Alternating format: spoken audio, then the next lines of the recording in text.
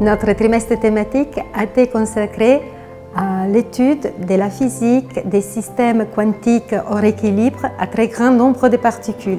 Il a réuni dans l'ensemble des programmes plus que 250 chercheuses et chercheurs, experts dans les domaines, provenant du monde entier.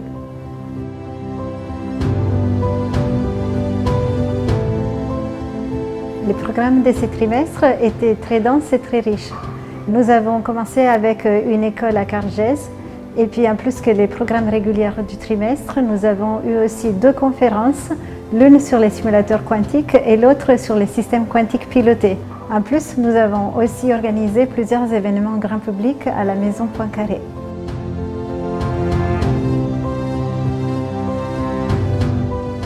Nos études font partie de ce qu'on appelle les modèles magnifiques qui ont une solution exacte.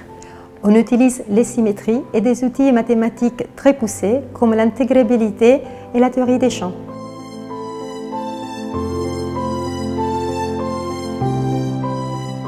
Résoudre des problèmes quantiques est un des sujets les plus actifs de la physique.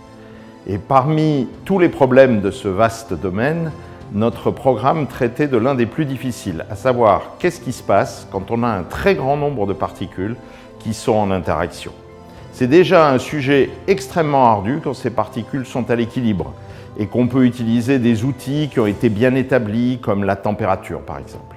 Mais quand ces particules bougent, qu'elles sont mises hors équilibre, eh bien à ce jour, personne ne sait comment obtenir leurs propriétés. On ne sait même pas quelle est la bonne façon de décrire un tel problème. C'est donc un incroyable challenge intellectuel pour la physique fondamentale, mais évidemment aussi pour de potentielles applications dans le futur.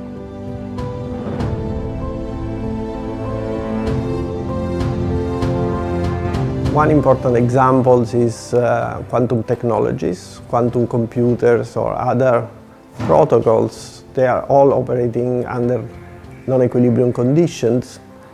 Another important example is the case of nano devices.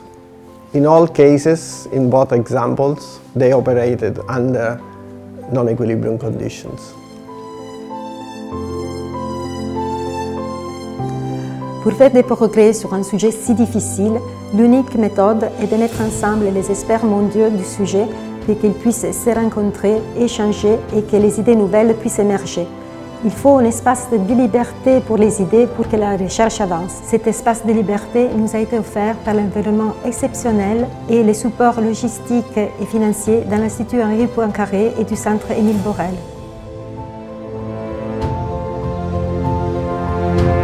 Souvent dans la recherche, on ne sait pas où on va. On recherche vraiment pour le plaisir de rechercher.